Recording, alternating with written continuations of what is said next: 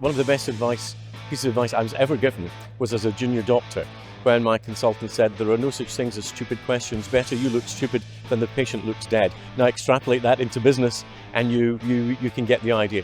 Having a very simple strategy that answers 3 questions in no more than 20 words. Go out there, look at people who are doing things that you can take off your plate so you can focus on the bits that you're really, really good at, the bits that make you get up in the morning and feel great.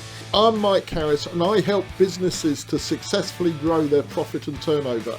In the last year alone, I have helped over 20 companies at least double in size. And I work with a mixture of firms for small, medium and large businesses, including startups and multinationals.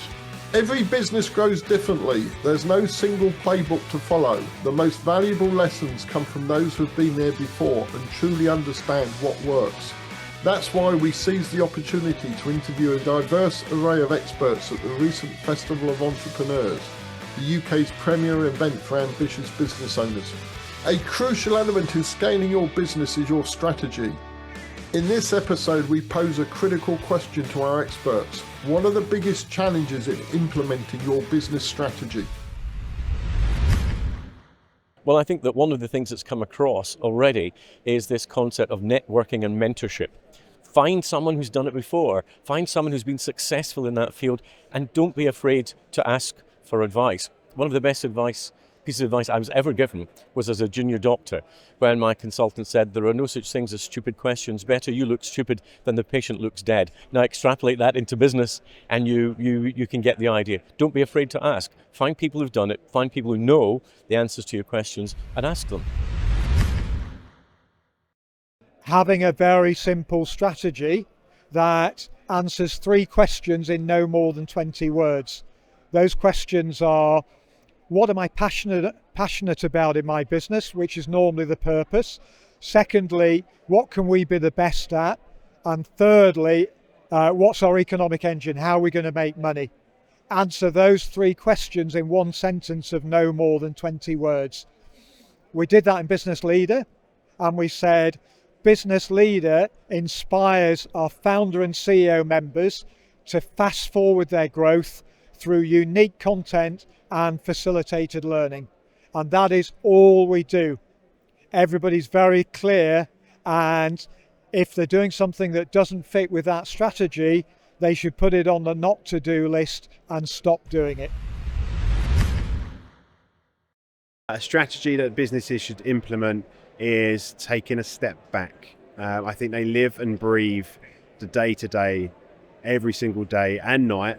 And I think it's time for them to step back, reflect on where they've come from, the journey they've been on, the success they've had, the learnings, potentially the failures as well, what opportunities are still there.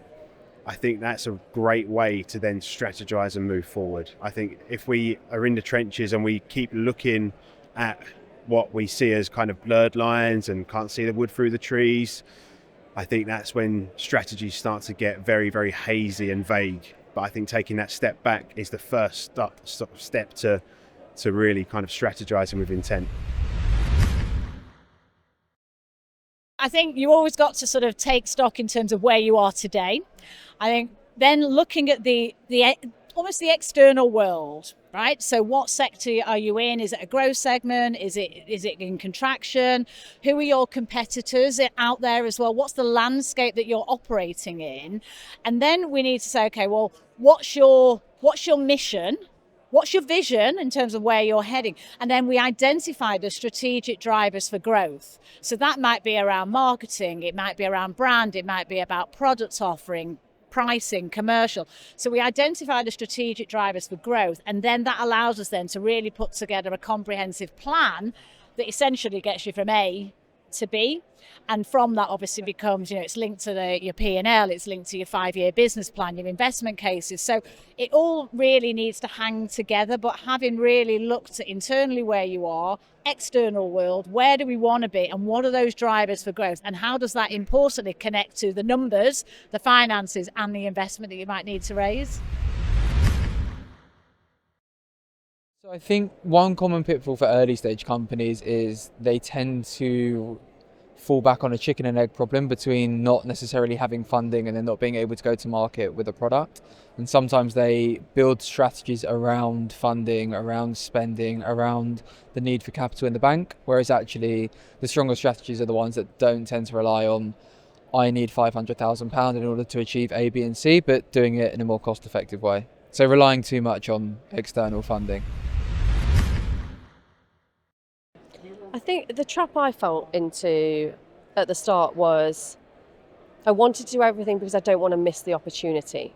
So I actually want to say yes. I want to be like, that's for me, that's for me. You never know what's going to make you money. You never know what's going to kind of push your business forward. So we say yes at the expense of ourselves. So we fall into that trap really, really fast. So when we're trying to put a strategy in, we often feel like when we start saying no, we're saying no to growing the business, and that's what mentally starts to go on. So we actually need to reframe it and go, let's say yes to the things that really light us up, that we absolutely know will grow the business, that we're really excited about, and have a strategy for saying no that says, okay, it could have been great, but there's other things. If I say no to this, I get to say yes to the bigger things, whether that's to do with clients, team or family. I have it with my son who's 4, and I'm like, actually by me saying no to that, I get to say yes to probably the most important thing, which is such a small thing, but as your business grows, it's so important. And it's about the mental reframe of what it means to say no. For me, I wouldn't focus on the business first. I think unless we work on ourselves, we're going to always stop at a certain point, or we're always going to create this monster of a business that takes over us. And I think conscious leadership is the way to go now. I think if we're not willing to go within, we can't successfully run a business that the next generation are going to grow up into and think, I feel safe here.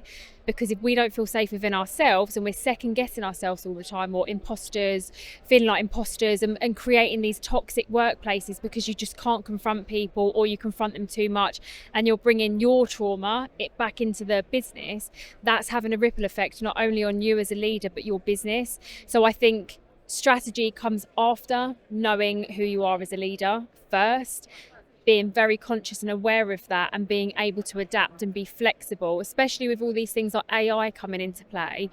What we're doing is there's this massive fear around it, and I think we then create that unease in the workplace, and I think we have to go back within, back to the foundations to then grow in a way. Strategy works differently for different people, so then we'll know and understand what strategy works for us into the business. For me, the biggest challenge and I guess talking from our background is people will build out a brilliant business strategy on a page and it's great, but actually if it's not communicated properly, if it hasn't involved the people in building that strategy, then actually it's just words. And so I think we hear a lot about mission statements and vision and culture, but again, if they're just plastered on a wall and people within a business aren't living by them and haven't helped build them, then actually they are just words. I think first, unlike today, I would listen, because gaining an insight into where that other person is, where their business is, doing, again, slightly more marketing terms, doing a form of gap analysis. So where are they? Where do they want to go? What are their issues and queries? So if they've got an itch, we try to scratch it for them. And the idea is to try to give them some guidance. That could be referral on to additional partners. It could be coming to one of our numerous events. It could be introducing them to an alternative way of working. Have you considered this? Have you considered that? Look at the competitors. So look at competitors. Look at what's out there in the market. Look at the gap in the marketplace. The biggest thing is, what problem are you solving? Like, I see a lot of business pitches, but they talk about the innovation, but they don't tell the problem that they're solving. So the biggest tip I give is, like, make sure anyone who's listening to you knows the market that you're addressing and the problem that you're solving. And if you're going to be an investor in that business, what that would look like as a journey for you as an investor. 3 things. Firstly, I think it's about just staying on top of the information that's out there, understanding how new technology can support them, and not necessarily being fixed to a rigid model. I think it's about adaptability. And also I think there's a piece around just looking at having an open mind and keeping up to date with new things that are happening in the market, and also understanding what new businesses particularly are motivated by. I think short-term strategy would be put the right people in the right places doing the right thing so that you can concentrate on doing the thing that you really want to do in business. And then once you've got that, I think it would be have a long-term aspiration, but set more achievable short and medium-term goals, which then just keep your focus. So many times we see people will go for the very end, I want to turn over £1 million and make £500,000 profit, but actually don't really then consider, well, how do I get there and what does that picture look like? So I think that we should have a good leadership team, first of all, hire good people, and then do the good decisions as well, because the decisions are very key, especially in terms of all the growth and scaling up. So we need to do the right decision making. And in terms of further tips, I would say that you start your goals very clearly, what you want to achieve, like in short term, in long term, and work on those goals. So when I'm planning strategy for my own business, what I normally do is I'll start with some source of inspiration, like a good strategy book or just something to get me thinking. Then I'll lock myself away in a hotel or just a dark room for like a couple of days to figure out who do I want to be, what do I want to do. And that's why we ended up restructuring the business into 4 different agencies in that way, which has been really successful. So it's like taking that time away from the business to really think strategically, come back, replay that to the business and take it from there. I think with me, what I find when people talk about their strategy is they're trying to do everything at once. So the biggest problem they face is they know they want to do this, but they also need to do this and they need to do this. So prioritization falls to the bottom of the list, which then often means that you're either not doing anything or you're trying to do a little bit of everything and then nothing particularly well. And that's where I'd say really work with experts. So go out there, look at people who are doing things that you can take off your plate so you can focus on the bits that you're really, really good at, the bits that make you get up in the morning and feel great, and then delegate it to other people so that they can do the bits that they're really good at too. Ultimately, our focus is to grow businesses through referrals. The way we do that is through really great relationships. So we build business through getting to know people, understanding them, and that is how we connect. So we are about growing businesses, but we do it through strategy of self-development and confidence. Do you know, the first thing I do is just ask your staff, ask everybody. You know, like one thing that we say, we can either facilitate it or say, do like an anonymous survey, but make it genuinely anonymous. A lot of companies do anonymous staff surveys that say, oh, pop your email or staff number in here. Well, no one's going to be honest.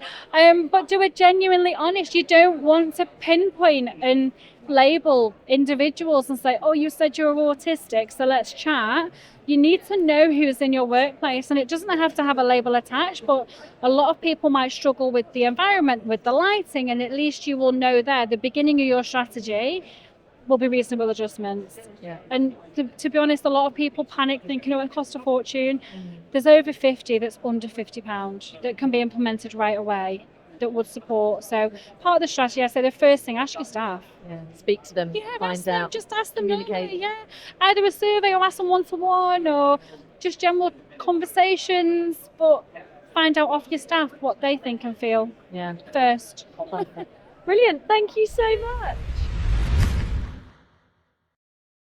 Sometimes I think they fall in love with their technology, and that sometimes kind of distracts them from the real things they've got to do in terms of building market share, having a good go-to-market strategy. A lot of the people I talk to, these days, obviously AI is such a hot topic. Everyone's putting .ai on the end of their domain and thinking that makes them, the next OpenAI or whatever. So it's really kind of bringing them back down to earth sometimes and say, look, let's make this a bit realistic. What can we achieve in the next 12 months, the next 3 years? How much funding do we need to do that?